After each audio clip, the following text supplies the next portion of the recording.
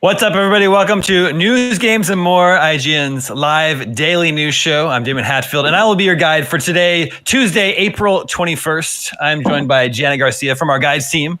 What's up? Our news reporter, Matt Kim. Hi. And Zach Ryan from our social team. What's up, everybody? Aha! Jinx.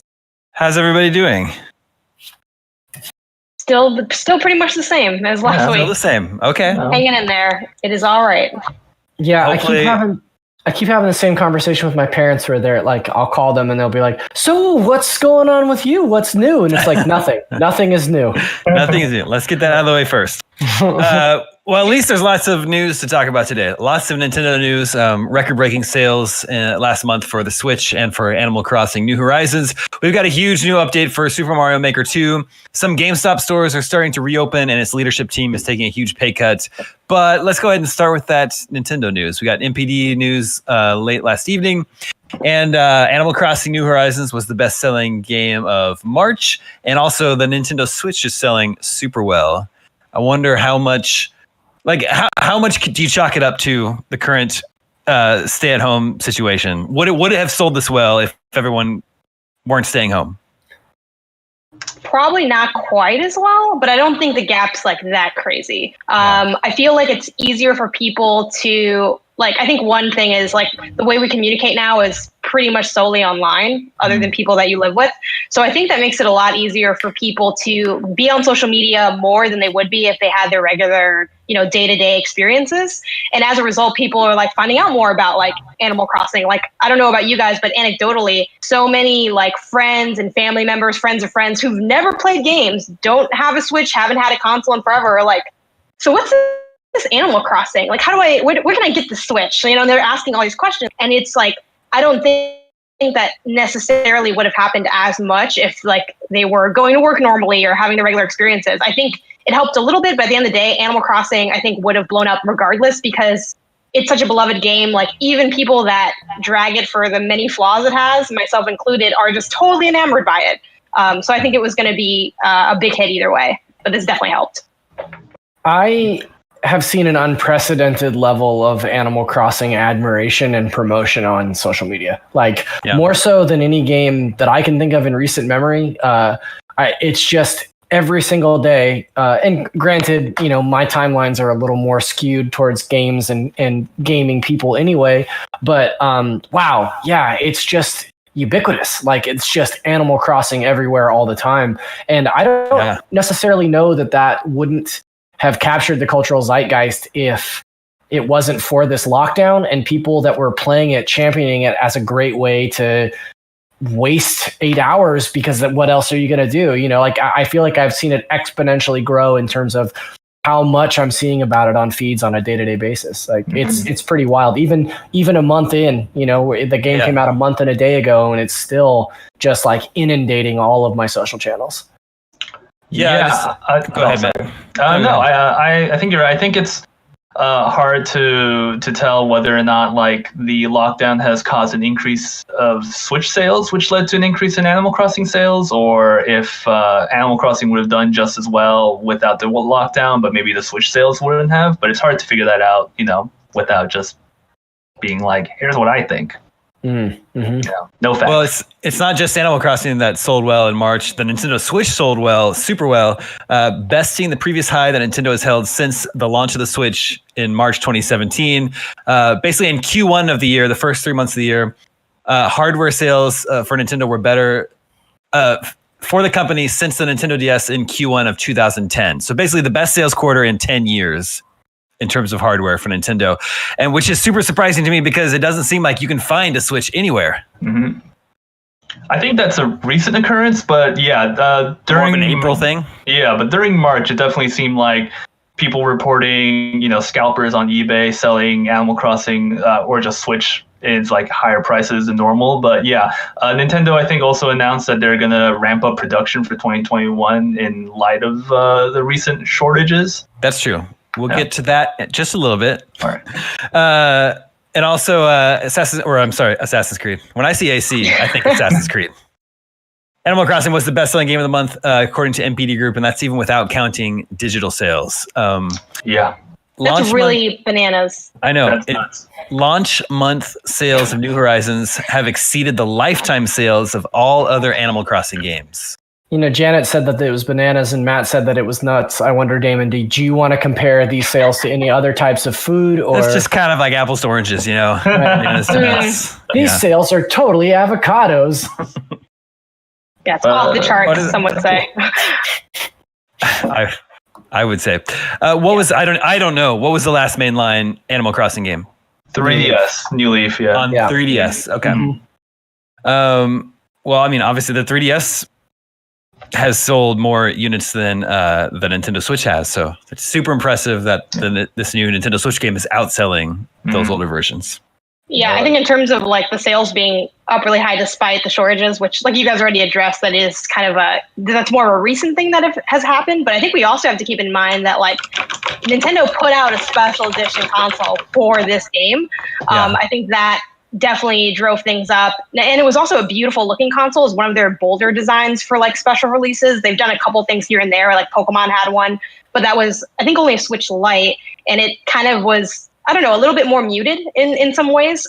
This one had like the dock actually had a design, which I think it's the first time we've really seen that with like a special edition Switch console. So it had that hype. I feel like, you know, it's hard to say like how much Nintendo thought this would be maybe more successful than New Leaf, but I feel like it's just been the perfect storm of marketing, of it being a great game, of us being quarantined and having nothing else to do, of it having a really beautiful designed console come out alongside it. Like it just kind of had everything going for it. It's definitely crazy to think that those numbers aren't even, you know, at least in part counting for the digital sales, because like I know a lot of people actually got it digitally because it's just so much easier than going to a store and so much safer than going to a store. So yeah, this has just been ridiculous. I also think it's sort of like the amalgamation of the series in the sense that it started out on a home console, and then a lot of us know Animal Crossing through the handheld, which on the 3DS, and now the Switch is just that perfect hybrid of both a home console and a handheld. So you really can just play it however you want. Like, so even if you haven't played it since the GameCube, you can, that's awesome. You can easily just throw it on the dock, have it as like a home console. You can take it off, have it as a portable, and it just sort of had everything going for it. I feel like we're also underselling just how crazy the sales are in the NPD numbers, because Animal Crossing New Horizons came out in March 20th, meaning these sales numbers are only from 10 days. NPD, you know, cuts it off at the end of the month. And so in 10 days, Animal Crossing has sold more than every other Animal Crossing game in the series history combined. And Jeff Grubb from GameSpeed is also apparently saying that Animal Crossing launch month sales are better than any Mario or Zelda launch month, which, you know, that's nuts bananas. Well, wait, so does that mean it's like the best-selling game on Switch now? That is outsold Breath of the Wild? What does that mean? It's currently below only, according to our story, it's below only Super Smash Brothers Ultimate. It's the second best-selling game on the Switch? According to IGN.com, yeah. That's so crazy. So I kind of asked this before we started, but Damon, at what point would you play this game? Is there anything that would get you to play this game? I mean, like, no, this game does not appeal to me in any way. It seems really boring. I'm glad everyone out there is enjoying it. It's just not my thing. I think it's what it comes down to is I have no desire to create or build anything in a game. I only want to destroy. So, you can destroy some of the areas when you get the games where I destroy. Doom Eternal, Resident Evil 3, those are much more my jam. If you're like, I'm not trying to put anything into the world, I only want to take away. If you sink a solid 50 to 60 hours into Animal Crossing, you can destroy almost anything that you want. True. Yeah. It's a simple ROI there. There are other games where I can destroy things faster. When you travel around, even just getting the Nook Miles ticket, like you're basically destroying those other islands. You're just taking all the resources and flying away. Like, we all just act like that's okay. But I think one thing that's been really interesting too with this, like you mentioned, like that creation's not really your thing. And it's not really my thing either, typically in games, because I'm not good at it, / I'm not interested, but mainly I'm not good at it. I feel like Animal Crossing makes it so easy to feel like you can execute an idea you have, as opposed to like games that maybe have more impressive systems, but take a lot more to like fully understand and get a grasp of. I think that's another thing that Animal Crossing really has going for it. It's just very easy to do those things as opposed to other games of the genre. Yeah. Darren on YouTube chat wants to encourage you, Damon. He says you could visit other people's islands and sprint through people's flowers. Ruin their day. And if that doesn't sound like a great way to kill a Saturday afternoon, Damon, then I don't know what does. Yeah, doesn't do a lot for me. I'm currently playing Final Fantasy VII, though. Liking that a lot. I finished that game last night, and let me tell you, that is a certified banger. Yeah, I'm really enjoying it. That's next for me. I'm currently finishing up Resident Evil 3. Yeah, nice. It's very short. That is really short. Yeah, I think I took 8 hours on that one. So yeah, I think I'm almost there. I went to Twitter and I was like, "Hey, I hit this part. Am I almost done?" And everybody was like, "Yeah." And I'm like, "Oh, I think I'm only like 5 hours in." So yeah. I finished Final Fantasy VII Remake in just over 40 hours, which I guess is pretty long. That's pretty good. That's a regular amount of time. Yeah. But I did all the side quests that I could possibly do and stuff. I just really played the hell out of that game. So yeah, I'm enjoying that one. All right, sticking with Animal Crossing for a little bit. There's a big update event happening this week in a couple days for Earth Day, although they're calling it Nature Day. And I will let one of you Animal Crossers take it from here. Yeah, I can grab this one. So they're having Nature Day. It's starting on April 23rd and it goes until May 4th. So this is adding in a new visiting villager. So Leaf the Sloth will be visiting your guys' island. We'll have a garden shop. We'll sell flowers that you may not already have in your Nook shop. Shrubs will now be a thing, as you guys are seeing on screen. Super cool. And there's also going to be other updates as well. So there's going to be an expansion to the museum that's going to add an art gallery. You're going to get to buy art and furniture from Jolly Red, another visiting a villager that's going to be added. And then they also mentioned a bunch of other events that are going to be happening down the line. So there's the May Day tour, which is May 1st to May 7th, International Museum Day, which is May 18th to May 31st, and wedding season from June 1st to June 30th. And they did some light teasing on what those events are going to entail. So it'll be stuff like May Day will involve going to different kind of special limited time islands instead of the regular ones you guys are used to seeing. The museum will have a stamp challenge. And then the wedding season's going to have you're working on arranging for wedding photos in a studio. So there's just a couple of things that they've teased. And what's kind of unique about this is in addition to these one-off events that they're mentioning is also just these kind of larger expansions. Like the expansion of the museum is probably the big thing I saw a lot of people latching onto is they're going to be updating this game. It's not just events. It's full-on updates. I do want to point out that Forchi, our friend over here in the chat, says, "Oh, damn, a sloth, I'm in." Yes. That resonates with me. No, Janet, so you hit the shrubs. This man loves shrubs. You hit the nail on the head when it comes to the museum because I've dropped off of Animal Crossing pretty hard in the last week, partly in favor to play Final Fantasy and play something different, but also just because I was a little bit burnt out on what that game had to offer, having invested 150 hours of it through most of March and April. But legitimately, the moment that I saw that knockoff art, I was like, "Oh shit! I'm putting up knockoff art all over my house, dog. My house is gonna be full of fake art. It's gonna be great." Yeah. I'm super down. This sounds way better than the short Easter event that happened. Bunny Day was rough. They took the L on Bunny Day. I think the problem with Bunny Day was exacerbated by the fact that we were all locked down. I think if we weren't and we only played a couple hours a day, like a normal human, instead of all day quarantined humans, it would have been much better. But no. I think. Yeah, we talked a little bit about it on Nintendo Voice Chat every Thursday at 3 p.m. on YouTube/Nintendo Voice Chat. But we talked a little bit about Bunny Day and just the timing of it was really bad. I think that Bunny Day could have waited for Easter 2021 and it would have been a better deal because the thing about Bunny Day was a lot of people were still just jumping on board Animal Crossing, and a lot of those early game objectives have you collecting multiple pieces of wood, multiple fish, etc. And it's pulling up eggs multiple times, and when you're trying to work towards gaining 30 or 60 pieces of one thing, it was just a bummer. It just slowed people down so much more so than it added to they're building weird egg arches and egg hats. Yeah. Damon, how many egg hats did you build? Oh my gosh. Never gets old. You know what the biggest bummer though about Bunny Day was? Is they didn't give you the bunny outfit for completing all the challenges. Oh, like you could be Zipper? Yeah, like I wanted so the Zipper suit, and that's kind of what I thought was the ultimate payoff, and that would have made it worth it. But then I looked at our guides, and they're like, if you do everything, you get a wand, and I'm like, bull crap. I was not into the design of that wand was hella questionable. Also, didn't like it. Someone in chat, Mario Mattis, mentioned that the event was grindy and weird, and I sort of agree. I wasn't as negative on Bunny Day as a lot of people, but I do think that like the loop that the Bunny Day event was creating was essentially grindy, and Animal Crossing is kind of a grindy game, but it was sort of mixing that in with the grind you're already doing. So it was like a weird seasonal grind and a regular grind, and it kind of created a lot of, I think, stress and frustration for people.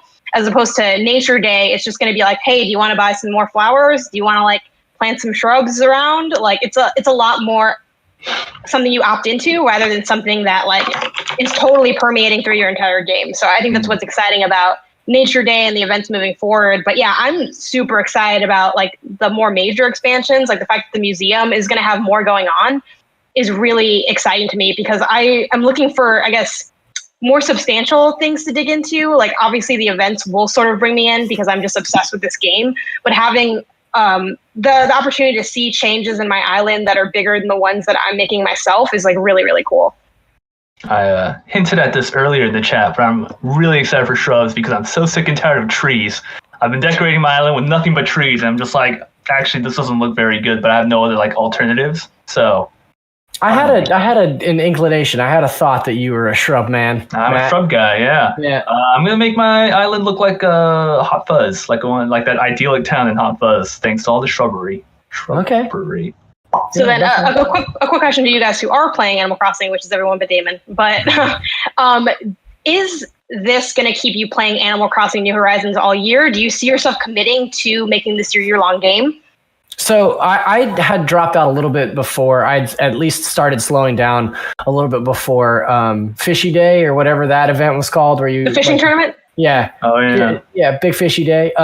But just jumping on and getting a group of my friends together to go to somebody's island and like fishing together and you know getting on Discord and talking to people like through it, like I love that so much that the idea of having multiple of those types of events throughout the course of the year, like I could very easily see myself, you know, checking in on my island a few times a week, but then getting really invested in these seasonal events. And I'm not like Damon, like the construction aspect of it doesn't really appeal to me a lot. Like I'm not really like, oh, I have to build every, you know, bunny recipe or whatever, but just to get in and say like, oh, I did experience a lot of the museum day stuff or, you know, like that kind of stuff. That's more exciting to me. And it gives me an excuse to go back to a game that like I obviously really, really enjoyed given the amount of time that I spend with it. Like, yeah, I try not to grind in Animal Crossing when I play it. Like if I run out of things to do, I don't really push myself to go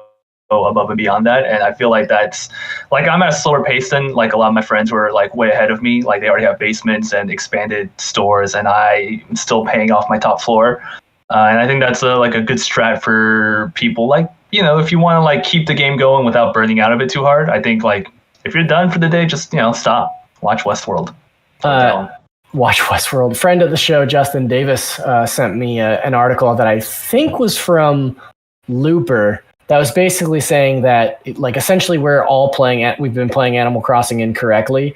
And typically with those kind of like hot take op-eds, I'm pretty lukewarm on them. But this one really struck me because it was like, this is a game that is specifically engineered to be played like, you know, an hour here, 40 minutes there to kind of like, you know, work your way through it slowly. But because everybody is in quarantine and lockdown, like everybody's just playing it constantly 7-8 hours a day. And it's just like, it's making the game feel a lot more grindy than maybe it actually should feel. So it's just interesting. Like, I think that like now that I've slowed down on it, I'm kind of getting into a rhythm of like where I should have been playing a month ago instead of just injecting the game into my veins. But yeah. My favorite hot take Animal Crossing article, I think it was from Business Insider, and I'm paraphrasing the headline. That was so weird. It's time for us to admit that Animal Crossing is a dumb, boring game for babies. And I didn't even read it. I didn't even go over there. I was just like, I see you. I saw that byline on that Business Insider piece by Damon Hatfield. Here's a fun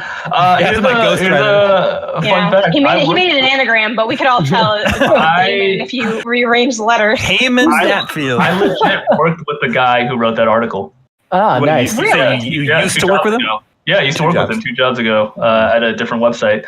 And everybody over the weekend was talking about that article, and I saw it, but I didn't read it because why would I? Yeah. And then I clicked on the link, and I'm like, okay, this all makes sense. Yeah. Also, I just want to point out before we move on from Animal Crossing that Evil Patrick said, I call it a C bass. No, wait, it's at least a C+. Well done. I don't get that. I don't get Are you that. serious? No one gets it. It's like Okay. a lot. Let's move on to another Nintendo game. A big update for Super Mario Maker 2 that comes tomorrow. This is supposedly its final update. It's going to add World Maker mode. It's going to add Koopalings. It's going to add the Super Mario Bros. 2 mushroom that will turn Mario into his Super Mario Bros. 2 version. But I think that only works in the Super Mario Bros. Art style. The World Maker mode sounds really cool. Allows players to create up to 8 worlds that contain up to 40 of their own courses. And then, like I was saying, the Super Mario Bros. 2 it will allow you to pick up items and enemies and throw them as you did in Super Mario Bros. 2. So I think this all sounds pretty cool. Super Mario Bros. 2 is my favorite NES Mario game, so I'm very Cool. excited about that. And also, I think it's really awesome that this is something that since the game launched, people have been asking for. Yeah. Like, the first thing that anybody said about Super Mario Maker 2 is great game, wish I could build whole worlds. And now you can, people are just going to put together entire full games for people to play. And that is so exciting to me. I still occasionally will pick up Mario Maker 2 and just check out some of the top rated levels and, just to play a little Mario. And this is so cool because now people will be upvoting entire games. Hey, go play this whole Mario game made by, Matt Kim or whatever. That's amazing. That's so cool. Plus Matt Kim is a great designer. So You don't want to play any games that I make. They're all shaped like backpacks. It's really weird. Yo, I would play Backpack Zone. Backpack Zone sounds awesome. Yeah, is Mario Maker 2 best dollar proposition value if you love Mario, I mean, oh man, yeah. It has to be. It has to be at this endlessly point. generated full Mario games. Yeah. It's crazy. I'll probably jump back into it. I played a lot when it was released, and then I played a lot at the last big update when they added Link in there. But now it's been a while, so yeah, sure, I'll jump back in. You claim you hate creation games, and yet you'll play Mario Maker 2. Because I don't create levels. I just Exactly. play what other people make. Exactly. Yeah. I'm a terrible level designer. I spent about 90 minutes when Mario Maker 2 first came out after I finished the single player stuff. I spent about an hour and a half trying to make my own level. And then I was like, oh, I'm bad at this. I'm just going to play other people's levels. No one would want to see this video, but I would. I would love to see a video of just our unfinished, horrible levels. Because I also, Zach, I had the same experience. I spent maybe an hour or 2 hours working on a level painstakingly, putting the coins, putting everything. And literally I felt like Parks and Rec Ben Wyatt when he made his stop motion movie. He's like, check it out. And it's only 2 seconds. And he's like, oh my God, I've been working on that the whole day. That was literally me with my Mario Maker level because it was literally the opening segment and nothing else. I think I put the end somewhere because you kind of have to. Yeah. But I've spent so much time playing this game. I'm not sure if I would jump back in because personally, the way I played that game was very co-op heavy. I know its co-op actually had a lot of problems with lag and stuff, but I found that if you download the levels and play them offline cooperatively, they didn't really have any of those lag issues. And that's what I did a lot. Me and my boyfriend would just we'd pick a couple levels that we thought were interesting, or we'd look up random terms or pick a style because you can kind of filter through them, download a bunch of levels and then just play through them. And then, at some points I would go on the NVC Facebook group and say hey, people just drop me your levels and I'll just play a bunch of them. And then that was cool too, because you got to talk to the people that made the levels. Obviously in our job, we get the privilege of getting to do that at a bigger scale with developers who do this full time for a living. But it was really cool just to pick apart people's real fans' ideas. I played this one level from someone that the 7 layers of hell, and they had the greed and all these different elements, and it was cool seeing them map that out and how it played out. I had so much fun. Mario Maker 2 is so weird yet so familiar because it's Mario, and I think that combination is just so satisfying. Have they improved the search function for levels? I remember that being one of my big gripes about it. Yeah, it is hard to find good stuff, but our own Justin Davis sort of collected a list of really good creators, so I was just using like his go-to list. I should check that out. There's a bunch of people. There's a bunch of people like from the industry on that list as well. That like you'll be playing levels and it's like, oh, this is really great. Who created this? And it's like, oh, wait a minute. Okay, I know that dude. So some people were disappointed that this is the final update, less than a year out from release, because the original Mario Maker on Wii U got many more updates. But I don't know. It's hard for me to complain when this, Mario Maker 2 is the whole first game, plus all that extra stuff, plus the last big update, plus this update with the World Maker and everything. I don't know. It's pretty feature complete. Like there's not a lot of old Mario games left to mine, given all the updates to this one. Like you basically have access to the full pre-Nintendo 64 library. Yeah. Yeah. And all the new Super Mario Bros. Stuff.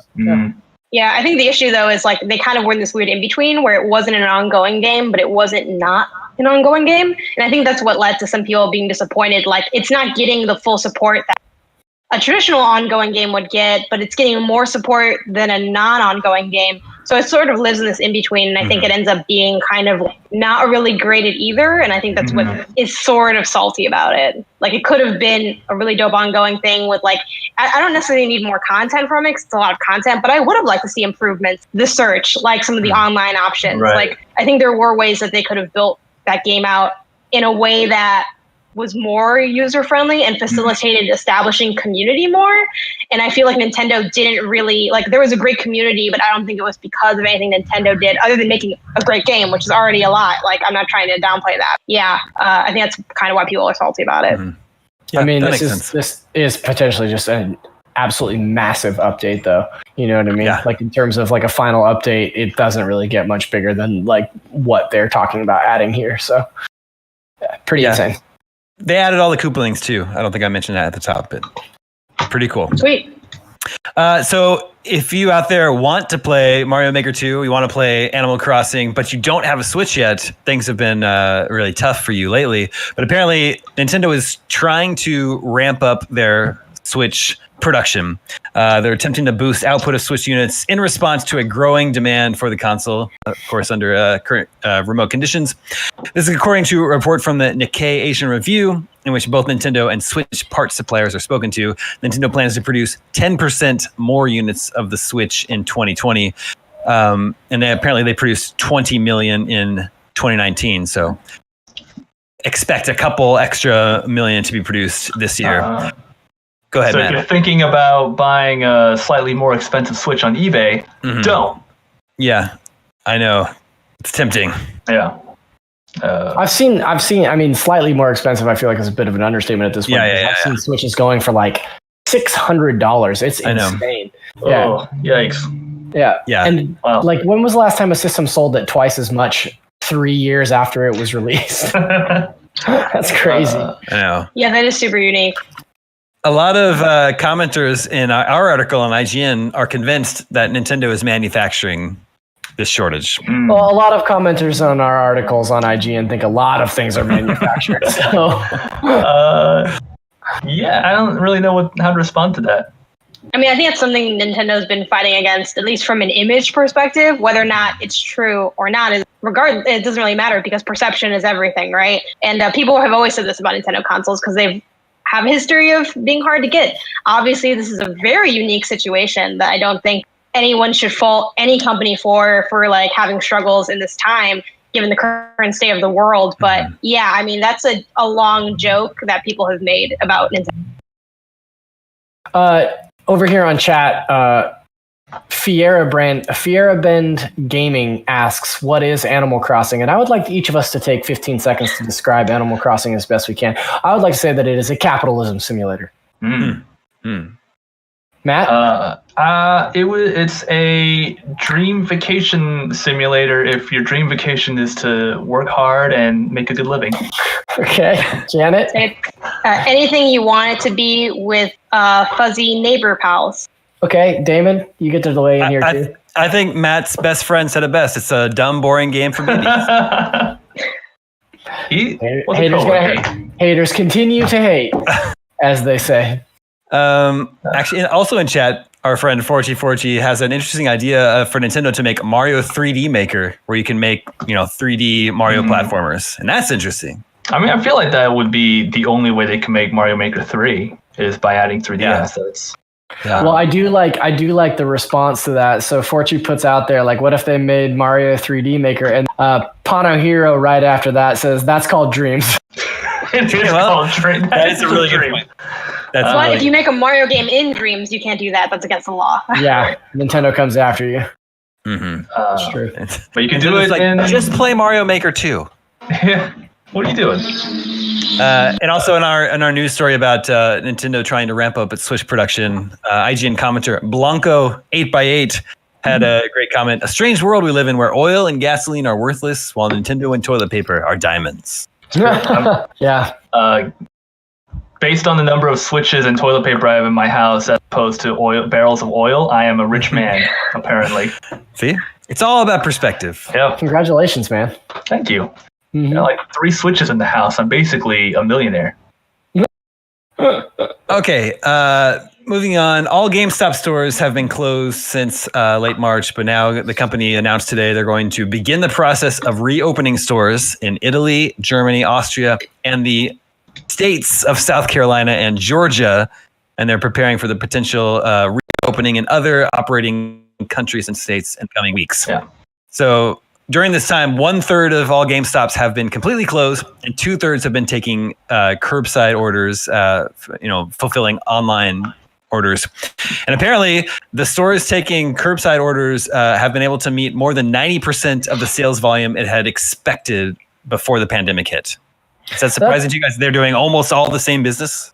I don't feel like that's surprising at all because, like, I feel like if you're going into a GameStop, you have a very specific objective, right? Like, you're just going in, like, you're going in to pick up a pre-order or you're going in on launch day to get a game. Like, I could count on the number of times on one hand that I went into GameStop just to, like, browse. You know what I mean? Like, just to peruse. Yeah, it's just like, it just seems to me like people are going there with a specific purpose. Like, okay, I'm going to pick up Final Fantasy VII and go home and play it tonight. The end. Yeah.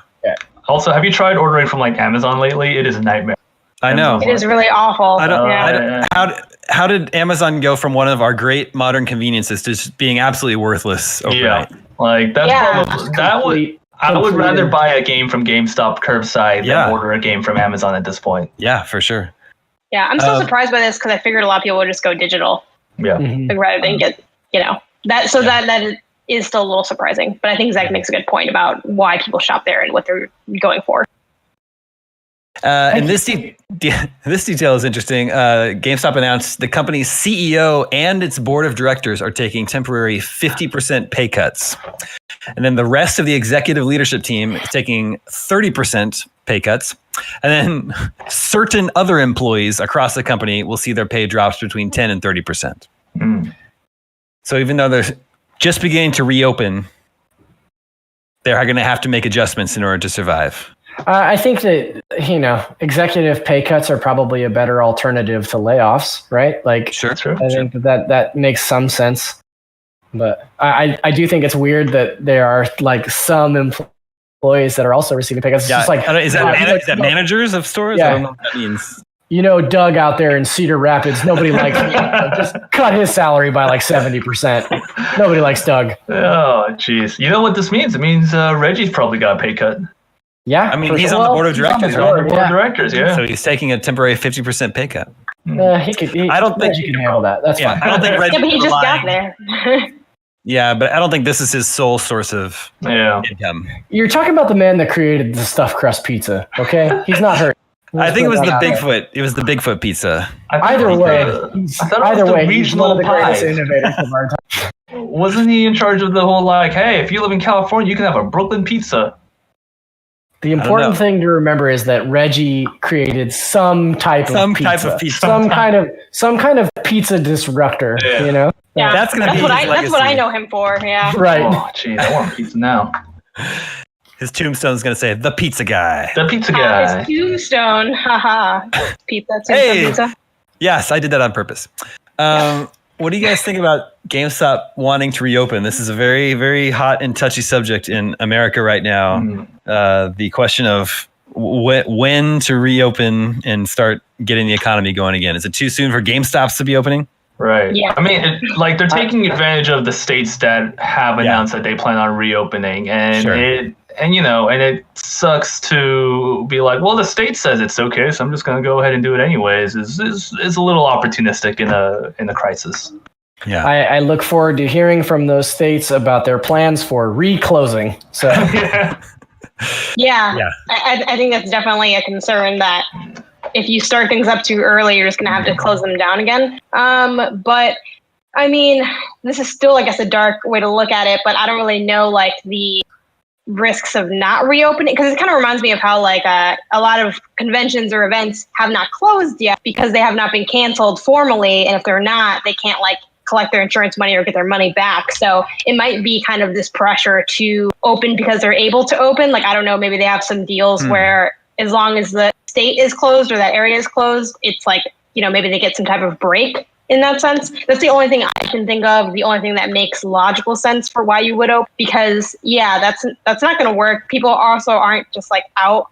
It reminds me of like, I saw that like one movie theater somewhere is going to open, but like, what are you going to show? Who's going to go? Yeah, there's no movies. There's no new movies. Last weekend, the total gross box office was something like $5,300 from one drive-in theater.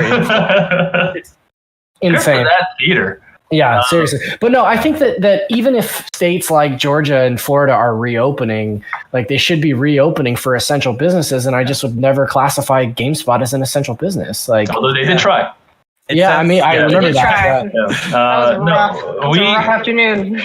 We spoke with I spoke with anonymous GameStop employees across the country about a week or so into the nation lockdowns, and they were pretty critical about management. They were being promised cleaning supplies that they never received. They were told to ignore local law enforcement orders to keep the stores open under the essential businesses sort of clause. It's pretty rough, and it's tough things to hear, and you really have to feel for like employees who are being forced to go back to work when they really shouldn't have to. Yeah. That's actually related to our next topic here. GameStops have been closed, starting to reopen. E3 is canceled. Comic-Con is canceled. Gamescom is canceled, but PAX West is still planning on going ahead. Is Comic-Con canceled? Did they announce that? Yeah, Comic-Con is canceled. Oh, wow. Oh, I completely missed that. Yeah. Mm-hmm. But as of today, PAX West is still planning on moving forward, and I wonder if it has anything to do with Janet, with what Janet was saying, that I wonder if PAX West staying open has anything to do with Janet. Janet, what do you have to say about that? An email them? Comma. What'd you say? What'd you tell them? what she was saying about anonymous. No, I'm not going to speak to anyone. I don't know what's going on.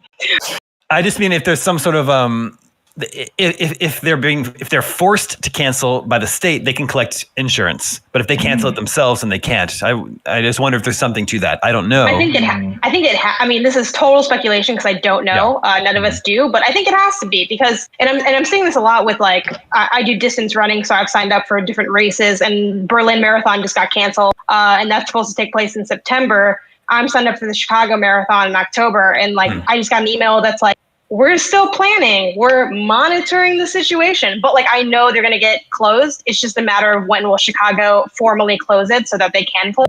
And I think PAX is similar. And I also think that when you have events, like you're sort of forced to constantly put up this fluff update, like no shade to PAX West. Like I get it's a tough spot to be in. But if they have to say something because people are asking. So they're just like, well, this time we do plan on moving forward. But like the reality is, like, does anyone think this is going to happen? I don't. Like, and I hope that at a state where it could happen. But I just think realistically it's not going to. And if it were to happen, I think it'd be a really rough experience in terms of companies being there, people being comfortable being there. Because aside from when will things go back to normal, there's also like when will people feel comfortable?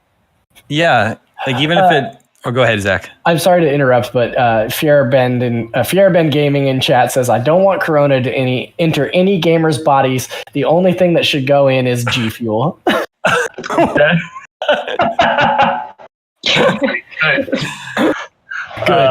That's great. Uh-huh. Yeah, like if PAX West did go on, what companies would show up? I don't like Microsoft has already said they're not going to do any public appearance for the rest of the year. PAX West is what? PAX West is late August, early September. It's early September. Except for Labor Day weekend, yeah. Okay.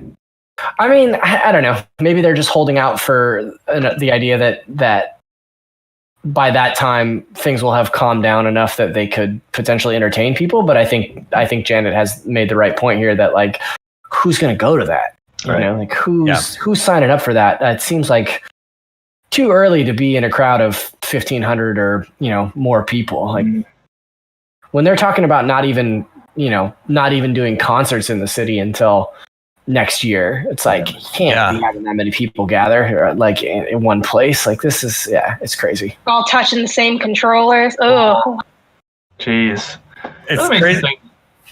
Well, just now that less than 2 months ago, I was at PAX East, and that seems crazy to me.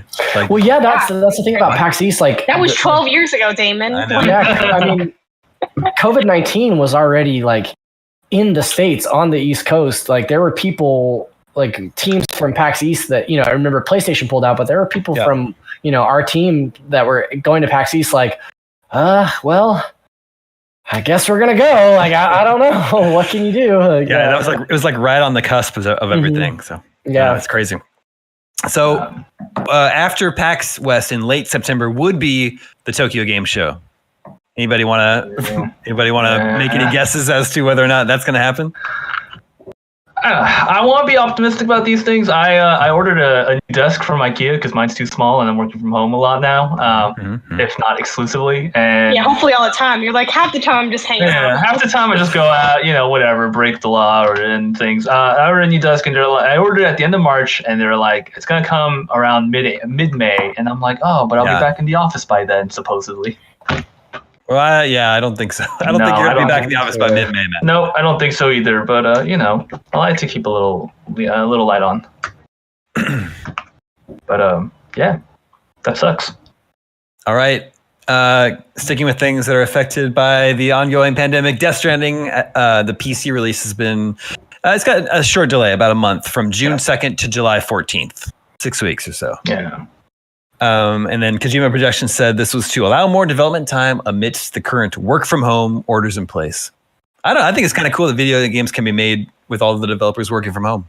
Yeah, it's slower, but it can get done. I was really excited for slightly barely related, but Final Fantasy 14 had a new major update coming out around that time, and it also got pushed back, but it's only got pushed back like 2 to 3 a month at most, and so that's nice that it's still coming relatively soon. Yeah. And I didn't realize this. I didn't know that the PC version was going to have an official crossover with Half-Life, and Sam can wear a head grab hat. Yep. And have the gravity gloves. That's pretty cool. What do you so like Death Stranding, people are a little bit split on Death Stranding. People either really, really love it or it wasn't for them. What do you anticipate the PC community, are they going to embrace this game? Or is it just going to be like, just kind of nice to have for... I would love to play it for the first time now because it's such a relevant game to play amid the coronavirus pandemic. So that if you're playing it for the first time this year, I feel like you would have a way different experience than when you were playing it in November, like we did. I like the game. I like the game a lot, and I would do anything to experience it for the first time in April or in July. In July when it's out. Like it's kind of crazy to me how much more relevant that game became in like 5 months. So it's nuts, and I think I'm really interested to see the discourse, the conversations around it come July from new players. Yeah, I mean, I think you hit the nail on the head there. Like, it's gonna be weird to play this now. Like, I actually haven't played through Death Stranding. I have it, so I could. but it's really long. So I'm like, do I want to do that? I don't know. But it is like trippy how it is like, this is our life. Like this is it. They're like, I've seen so many tweets about this already, even before like it being released on PC, about people drawing comparisons because they're so obvious. I've even seen photos where they're like, this looks like a scene from Death Stranding, and someone has like their baby in this weird bubble harness thing. So yeah, it's kind of funny because a lot of people had the Animal Crossing is the game we need in this pandemic, and I kind of was really tired of that take almost immediately. I thought it was super. And I'm like, if Death Stranding had came out during this time, people would be like, Death Stranding is amalgamation of what's happening in the cultural zeitgeist, just buzzword. So I do think it'll have a bit of that. I think there's a potential that we'll see maybe a resurgence of seeing this on social media. It'll be interesting to see what kind of mods people make for the game. I think that's always the most interesting thing about a PC release. As far as reception, I have no clue because it's so split. And I think at the end of the day, as much as we try to make divides, gamers are gamers. So like, I don't think people will crazy love it or crazy hate it versus like what the reception already is of that game. Yeah, I mean, narratively, it has new light in this year, but I think control-wise, like gameplay-wise, it's still kind of like you love it or you hate it. Yeah, kind of thing. There's a certain irony about a game where you're a delivery man being delayed due to the pandemic. But imagine, there really is. You can live your life vicariously through Sam, who has to go from social isolation to social isolation. It's true. Yeah. I don't know. Maybe there's a certain therapy to playing that right now. Janet, do you know about this game, Telling Lies? Did you add this story here? Yeah, I did. That's getting a console release on April 28th. Nice. Pretty small thing. It's from the people that made Her Story. So it is it's an FMV game that's like narrative driven. So basically the main mechanic is just you not even actually making choices. You're just trying to like figure out what happened. So if you played Her Story, mechanically this functions exactly the same. If you haven't played Her Story, essentially how the game functions, and so does Telling Lies by extension, is you have access to these different files, these video files, and you're trying to piece together what is going on in the situation. So in Her Story, it's all about like an interrogation. And I've only played a little bit of Telling Lies because it is available on iOS already. So I was playing a bit of it on my iPad. I just casted it to the TV. You're basically trying to figure out what's going on here. There's sort of like this like slight terrorist undertone to it. And you're like wondering, is there like a murder going on? Is this guy who he says he is? Oh, wait, is he undercover? Is he good? Is he bad? What's this woman's role? Oh, okay. And then when you watch the clips, like you guys are seeing the footage now, it'll be something. Oh, you realize that this guy mentions Samantha. Let me look up Samantha on the computer. Then you get clips where the word Samantha is said or that person appears on the screen. So what's really interesting about these games is that it feels so open because you can literally type anything and in the search to look for video.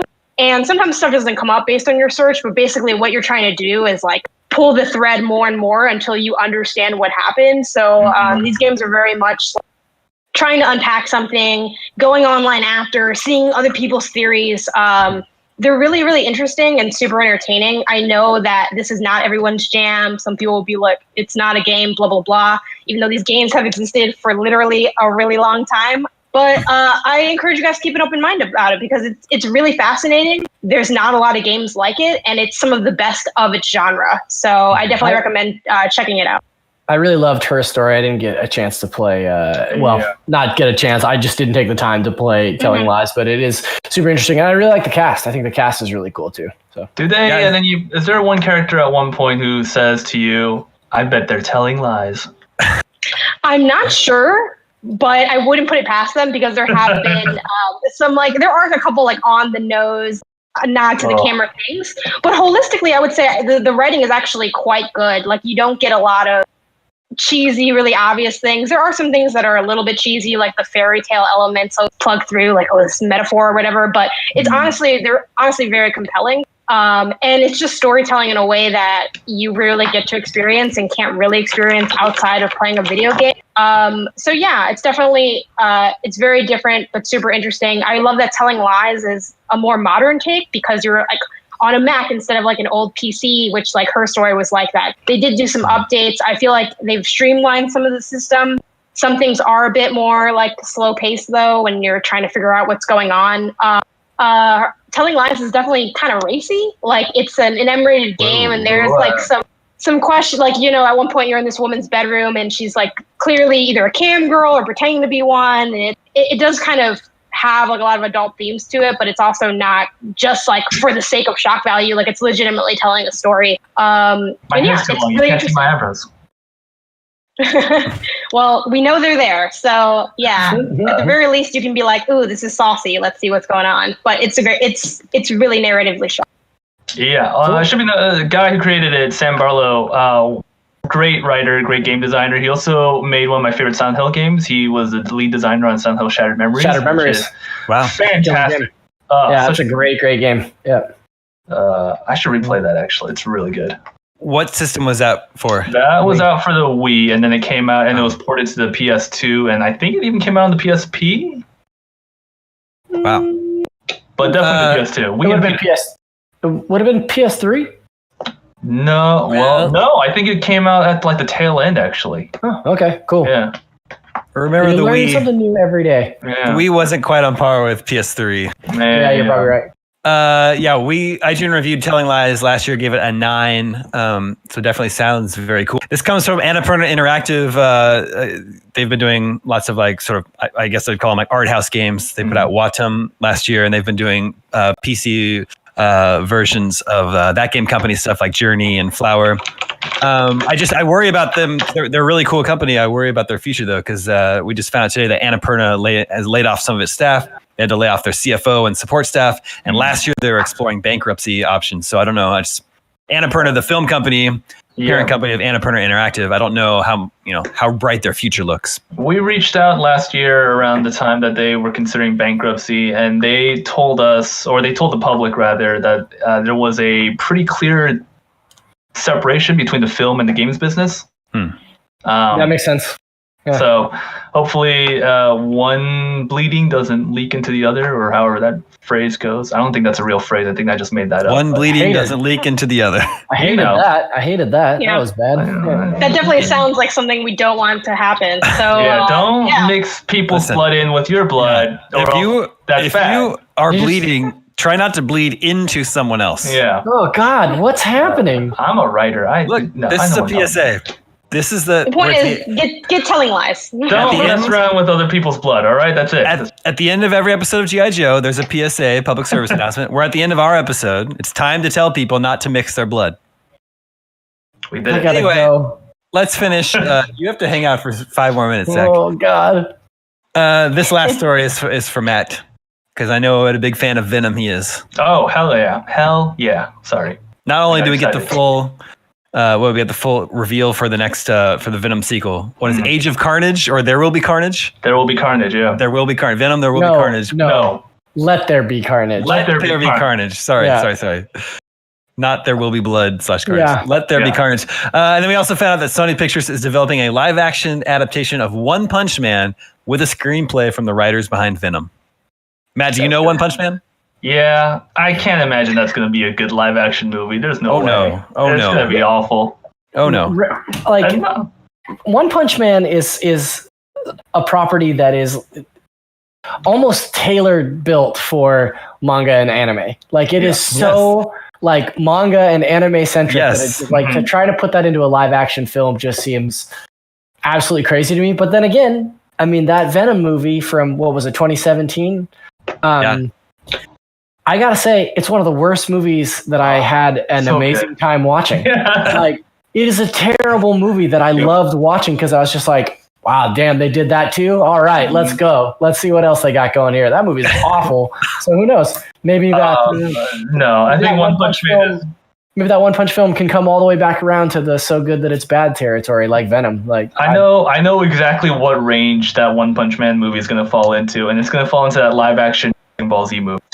I was just thinking about that live action Dragon Ball Z movie. Yeah, it's like right there, and that's exactly where it's going to land. It's going to be of that quality, guaranteed. That's so terrible. And it's going to be bad. No, from Ghost in the Shell to Alita Battle Angel, like Hollywood doesn't have a good track record of making live action versions of. I think Alita's pretty good, actually. It wasn't bad. Okay, I actually haven't seen it. I just thought it didn't do well at the box office. Oh, it definitely crashed at the box office. But it wasn't bad. Alita's good. You recommend it? Should I watch it? It's fun. Okay. Honestly, dude, I bet, knowing your taste, I bet you'd like it. I generally like Robert Rodriguez. So. Yeah, it's a pretty fun movie. Yeah. But yeah, no, One Punch Man's gonna tank. It's gonna be bad. The thing about that Venom film, they also delayed it from October release to next June. Or July. So that's bad news for Matt. But I like that. Yeah, bad news for Matt. But I like that they did like they did a little bit of bad and a little bit of good, because they delayed it, but then they were also like, but the name is Let There Be Carnage, which was like kind of, I mean, anybody that didn't see Carnage in being a part of this movie, it's kind of a payoff from that last one, so like I'm really into that. Look, they gave Woody Harrelson that crazy ass wig, and they're not gonna waste it.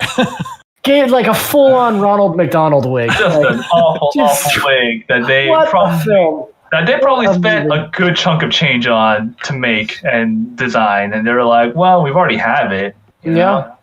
Yeah. Janet, you're being pretty quiet. Why haven't you watched One Punch Man? I just have no interest in it. And I was hoping no one would call me out on it. But yeah, I don't watch, but here we are. I just typically don't really watch any anime for the most part. I've only watched, like, when I was a kid, I watched DBZ because literally everyone did. We all had the same childhood, unless you were too old to have been a kid when it came out. Anyway, but like that's basically been it. And I watched, what's the last anime I watched? I watched Attack on Titan. So I'm caught up on that, and that was cool. But generally, it's a big world to go into. It's a little overwhelming. So I'm kind of just like, maybe this is just part of nerddom that I just don't get into. It's funny though, because being in games, like everyone assumes like you also watch anime. I'm like, I don't watch anime. Don't know what's going on there. But I do though sit below a giant One Punch Man statue, and I can't imagine that being good in live action. I've stared at that statue for many hours, and I can't imagine that being adapted into live action. So it'll be interesting to see. My favorite thing about One Punch Man, Janet, since you don't know Saitama, is that he is a superhero, obviously, that kills everything in one punch. Mm-hmm. And when they ask him how did he get to be so strong, he says that every day he did 100 push-ups and 100 setups. Yep. And that's it. That was his whole workout routine. You know what? That's so strong. And then also he's so strong that he went bald. That is how it goes. Yeah. He's also, like, do 100 push-ups and 100 sit-ups. He got so strong that he went bald. That's how strong he is. I love that show. It is insane. I love that show too. That's one of the more entertaining anime shows of recent memory. Sure. My friends, that brings us to the end of today's show. I think we delivered news and games and more. I feel like we delivered on that promise. Thanks for hanging out with us. Remember, you can catch us here at the same time, same place, 4 p.m. Pacific every Monday through Friday to talk about all the news of the day. Thank you, Janet. Thank you, Matt. Thank you, Zach. Thank you, Alexio, who's working behind the scenes to make this all happen. Everybody stay home, stay safe, and we'll see you tomorrow. Adios.